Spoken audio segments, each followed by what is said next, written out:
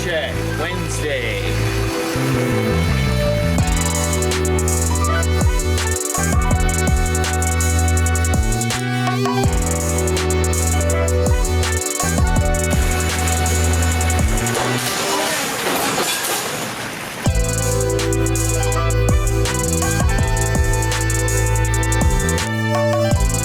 Good morning, Chris Adler. Good morning, sir.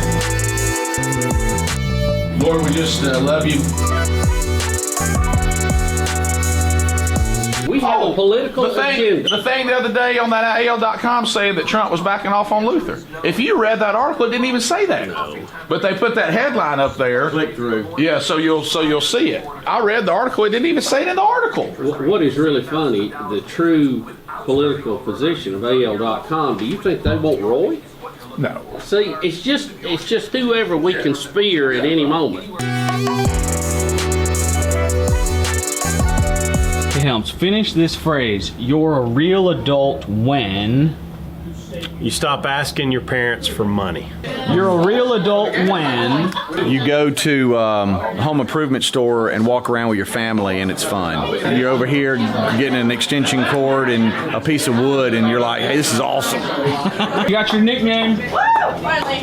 Hey, finish this phrase. You're a real adult when... You move out of the house. You're a real adult when you go to your kitchen sink and you turn on the water and it occurs to you you are paying for that water. Wow, even water costs. You're a real adult when...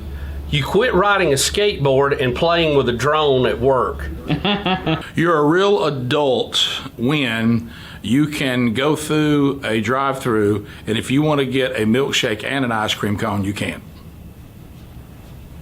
You don't have to pick.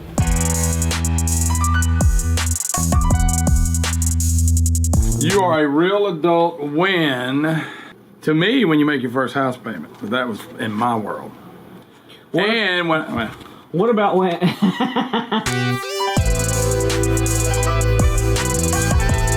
Brittany Wagner joins us. A lot of you knew this name by watching Last Chance U, 2 seasons on Netflix. And, of course, you met Brittany in this show. She was part of the administrative staff responsible for monitoring the academic well-being of the school's 200 student-athletes, all who had come from some really hard situations. And the only way they were going to have a chance to continue to pursue that dream was to stay academically eligible. And wow. That's a full-time job. Are you okay? I guess the question everybody wants to know right out of the gate, for any of you that were involved in this, and we do realize that when people say reality television, you got to put quotes around it. When you watched it, do you feel like these 2 seasons were a fair portrayal of this university and what goes on there? I do. And I think some of it, that's probably a bad thing, but some of it is a very good thing. But I do. And I think that it was true to what happens there every day, because the cameras came in every day and just sat. I mean, there was a crew in my office at 7:30 in the morning, and they sat there. And if there was nobody in my office and I was just doing work, then they just sat there and filmed me doing nothing. But if, in the minute a player would come in, cameras were rolling. And they did that from August to December. There was no script. There was no induced plot lines. I was never told to do anything that I normally wouldn't do or say something that I normally wouldn't say. I mean, it was true to. Did you ever do or say anything and you go, guys, cut, don't put that in? There were a couple times where, you do, and you have no control over it, but you say it, and then 2 seconds after you say it, you're like, that probably wasn't a good idea.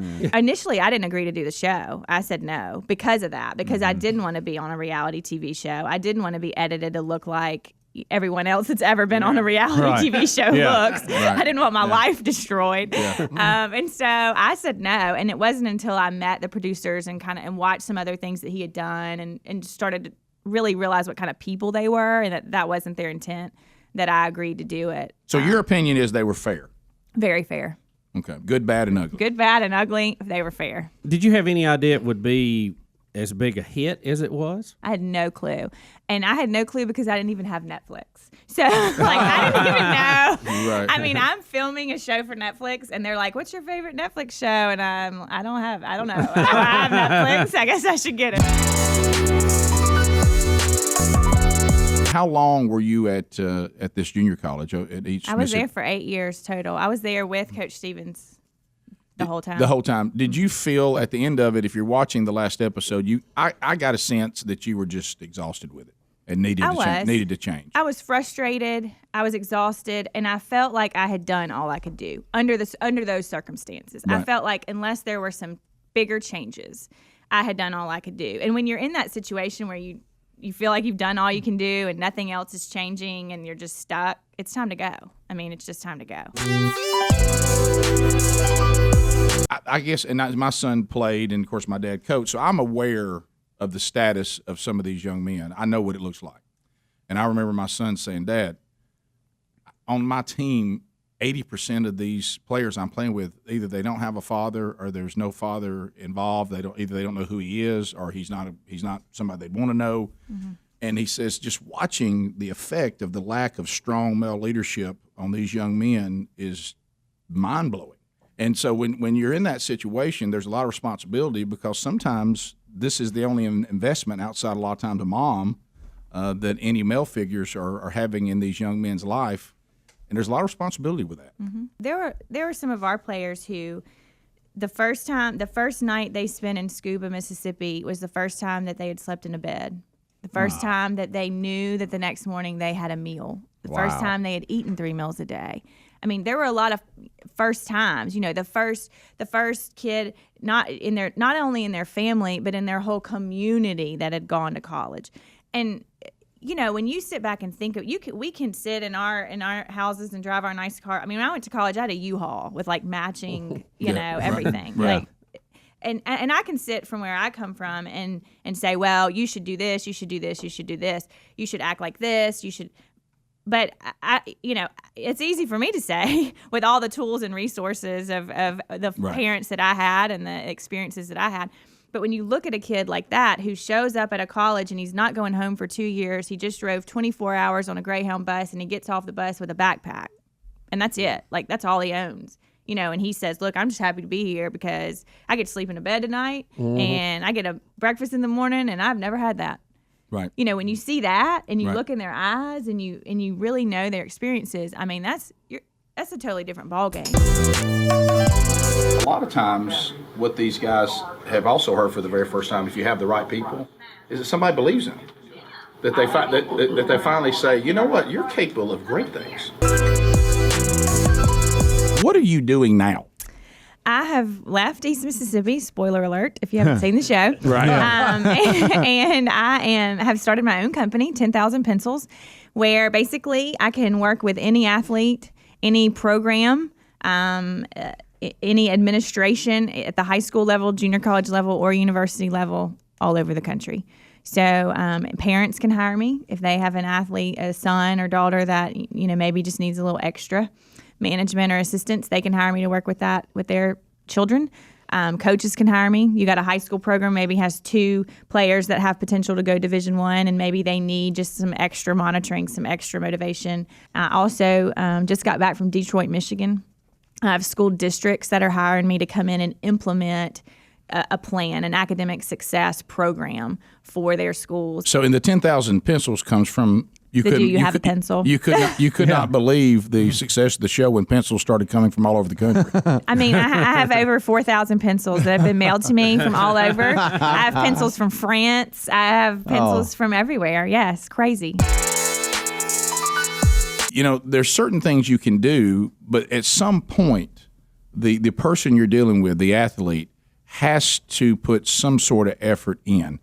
Did you find yourself, I know like when we're talking about what we do for a living, if I get 99 emails that say, hey man, good job on the show today, then there's that one email that says, you worthless piece of, and you spend the rest of the day going, if I just get one, I'm excited. So did you find yourself having a hard time remembering the success stories versus being bogged down by those that just didn't seem to want to be helped? You get stuck. You get stuck on the ones that aren't doing it for themselves. And I think because you know that they don't know, you want to lead them and help them to establish those habits on their own. Because if I do everything for them and never break away and say, okay, now let's see what you've learned here, when they get to the next level, I mean, they're right back where they started because somebody was just doing everything for them.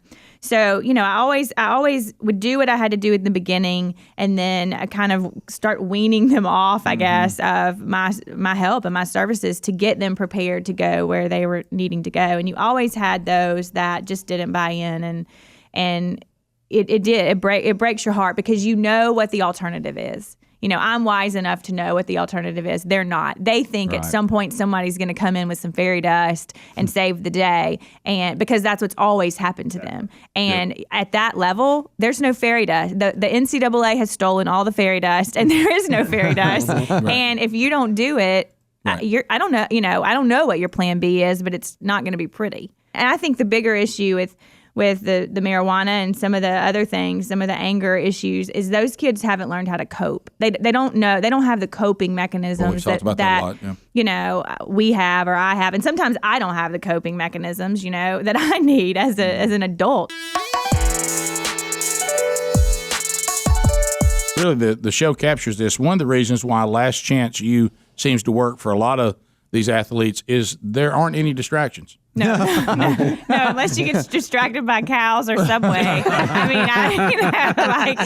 nothing there. No, so, if you don't farm or hunt and fish, you don't have a whole lot to do. Fresh out of luck. We continue. Greg, out of the great state of Mississippi, I think. Go ahead, Greg. You're on. Hey, hold on just a second. I dropped my pencil. Miss Wagner, my son went to Scuba Tech in 2013 and 14, and he was actually the opposite. He had a lot of academic prowess, but he was very lazy and had a tough time getting him through high school. But he worked as one of your tutors there, and so I just want to thank you because now he's middle management for a multi-billion-dollar company. And just turned him around. It was more than just a last chance for athletes. It was a good chance for him. And I just want to thank you for helping me get him out of my house. A lot of our guys would have 80-something offers, and I don't, how in the world do you start deciphering between 80 offers? But I would have a chart that we would fill out with the top 5 things you want in a program, your top 5 schools, and then we would go through and kind of talk through those. Because I think in recruiting too, you get bogged down in the swag, of a school. Yeah. And I'm sorry if you're getting bogged down in the swag. I mean, Alabama's going to win every time. The schools with the most money are going to win every time. And so I would try to take my guys away from the swag, and that's great, and I would tell them, when you came on your recruiting visit to Scuba, what did you eat for lunch? And they would say, we had ribs, we had steak and potatoes. Have you eaten that again? No, ma'am. Exactly. That's recruiting. Right. All that stuff they're telling you and showing you when you go on these recruiting visits, you're never going to see that again. Right. Yeah. So you better, take those rose-colored glasses off and get real about the next 4 years of your life. I mean, this is setting up your entire future, and this needs to be a wise decision. So I would help them through that process, but I would never tell someone not to go somewhere or where to go. I mean, that was just give them some information. Just some guidance. Do you think that the mistake that we're making right now by turning a high school kid into a mega celebrity before he's ever played a down is a mistake? I do. I think anybody, and I've learned this, you guys know this, when you become quote unquote a celebrity or that good at something and everyone around you is telling you how great you are, that can be a problem. If you're not wise enough and mature enough to handle that and know that just as fast as they can think you're great, they can think you're horrible. Oh yeah. If you're not wise enough, you get bogged down in that, and you're not in reality anymore. You're in la la land.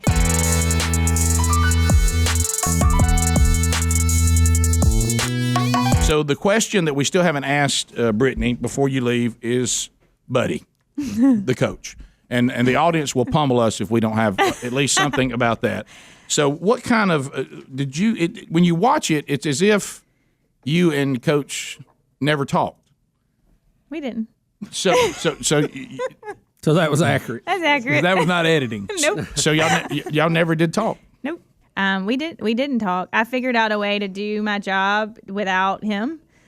going through assistant coaches with players, just having the relationship with the players, and being able to get them to do what they needed to do without him. And I just didn't go through him, and I just didn't want to. I didn't want to deal with him, honestly.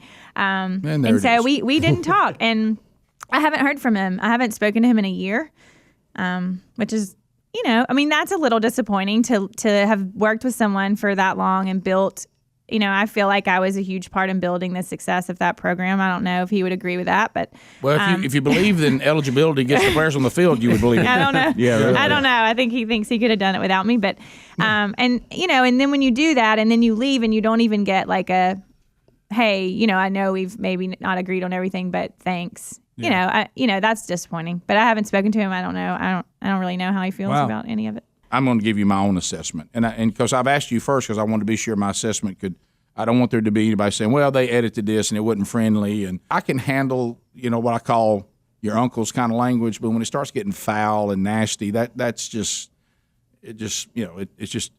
big turn off. It's difficult to tolerate that from a spirit standpoint. But I got intrigued because the first episode of the second season, we have this pastor saying, "If all of us had a camera with us, well, how would we see ourselves?" Which I thought was a beautiful point and 100% right. Yeah. Of course, God's omnipresent, so He is with us. He does see. He does have the reality show going every day. Mm-hmm.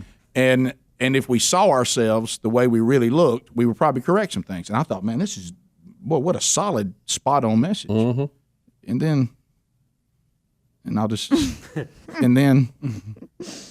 then it didn't seem to keep that theme. The interesting thing was that we all had cameras on us. Right.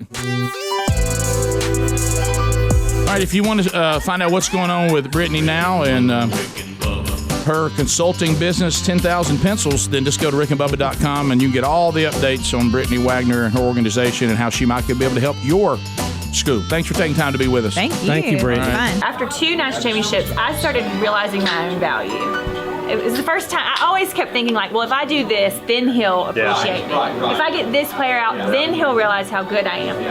And I just was constantly trying to get his approval. And then one day, I don't know what happened, but I just realized my own value. And I started saying, you know what, I'm good at this. If you're a coach and you can't deal with hecklers, you might not should be coaching.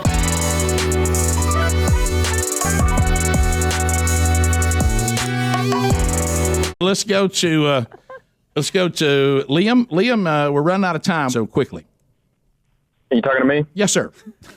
She never asked me my name, but it's Brett. Boy, that's way off from Liam. Yeah.